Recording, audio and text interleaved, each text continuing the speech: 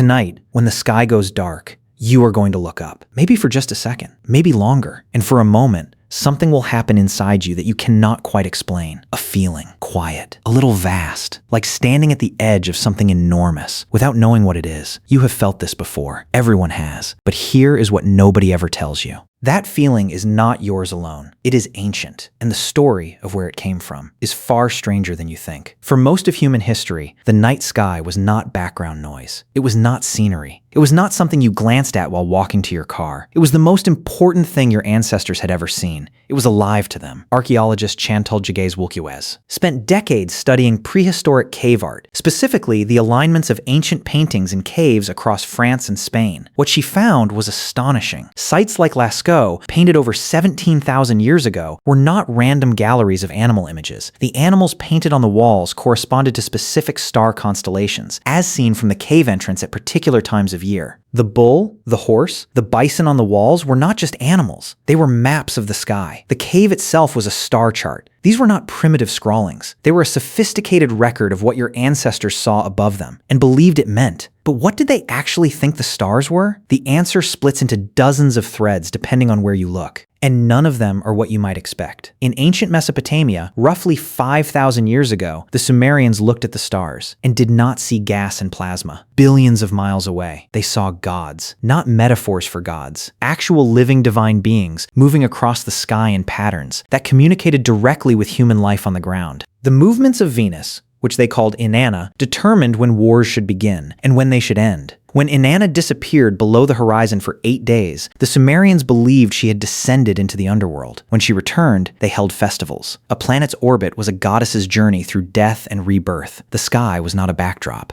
It was a stage on which divine drama played out every night, and your ancestors had front row seats. Further east, ancient Chinese astronomers developed one of the most precise star tracking systems in the early world. They believed the sky was a mirror of the imperial court. The emperor was the son of heaven, and the stars above reflected the hierarchy of his earthly realm. A comet was not a ball of ice. It was a warning. A disruption in the heavens meant disruption was coming on Earth. Historian Christopher Cullen has documented how imperial astronomers kept meticulous records of every celestial anomaly for thousands of years, not out of scientific curiosity, but out of political necessity. If the sky changed, the emperor needed to know. The state could fall. Cross the ocean and the pattern holds, though the stories differ. The Lakota people of North America looked at the band of the Milky Way and called it the Wanagi Takenku, the spirit road. It was the path that souls traveled after death, moving from the world of the living toward whatever lay beyond. The stars along that path were not burning spheres. They were the lights of the dead, walking home. When your Lakota ancestors grieved someone, they looked up at that river of light and understood that death was not an ending. It was a migration. The sky gave grief a direction. In ancient Egypt, the connection between stars and the dead went even deeper. Egyptologist Kate Spence at Cambridge University spent years analyzing the alignment of the Great Pyramid of Giza and confirmed that its north-south axis was aligned to 2 stars, Kochab and Mizar, which were used as a celestial north pole around 2467 BCE. The pyramid was not simply a tomb, it was a launch point. The Egyptians believed that at death, the pharaoh's soul ascended to join the circumpolar stars, the ones that never set, the ones that rotated eternally around the pole, without ever dipping below the horizon. Those were the stars of the immortal dead. To be buried aligned to them was to be aimed at eternity. Now consider what all of this means about the people who believed these things. They were not naive. They were not foolish. They were doing exactly what the human brain is built to do. They were pattern finding. They were story making, and they were using the only framework they had, consciousness, intention, relationship, to explain the most overwhelming thing they had ever witnessed. Because here is the truth about the ancient mind. It did not separate the physical from the spiritual. That division is modern. That division is recent. For the vast majority of human history, a star was simultaneously a light in the sky and a living being with intention. Both things were true at the same time. The sky was not something you observed. It was something you were in relationship with. Psychologist Julian Jaynes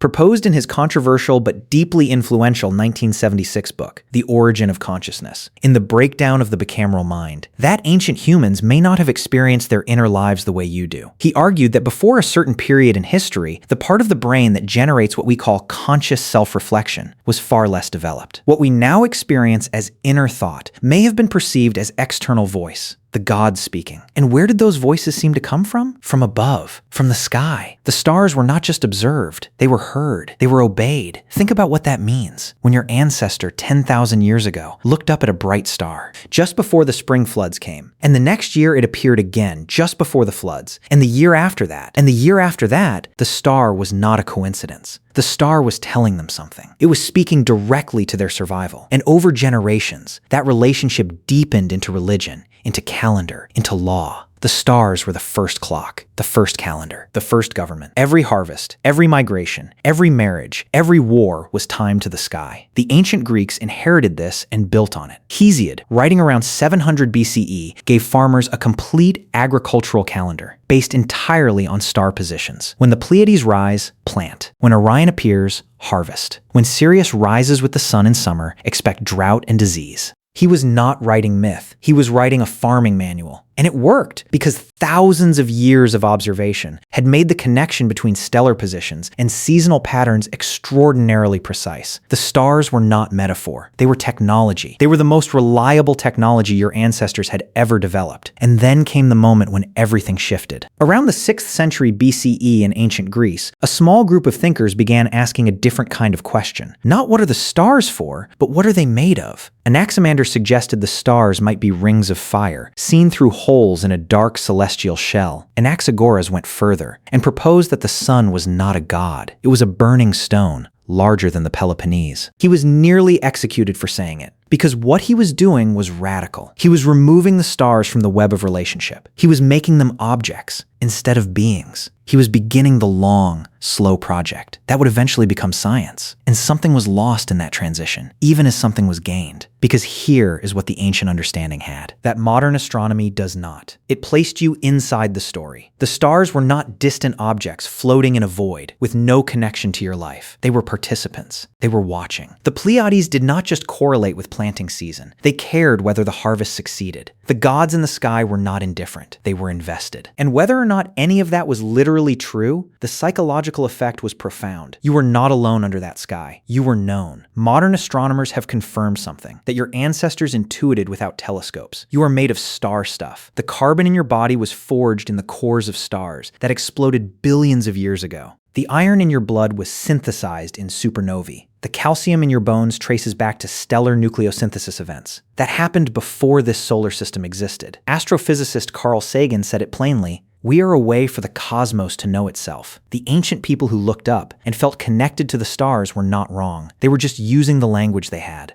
So tonight, when the sky goes dark again, when you look up and feel that feeling, that quiet, vast, inexplicable thing, you now know what it is. It is 300,000 years of human beings looking at the same lights and reaching toward them with everything they had. It is the memory of a time when the sky was not empty space, but a living presence, full of meaning, full of voice, full of the dead and the divine, and the directions of the seasons. That feeling is not yours alone. It never was. You are just the latest set of eyes in an unbroken line of watchers, all of them looking up, all of them feeling exactly what you feel right now. The stars have not changed. Only your story about them has.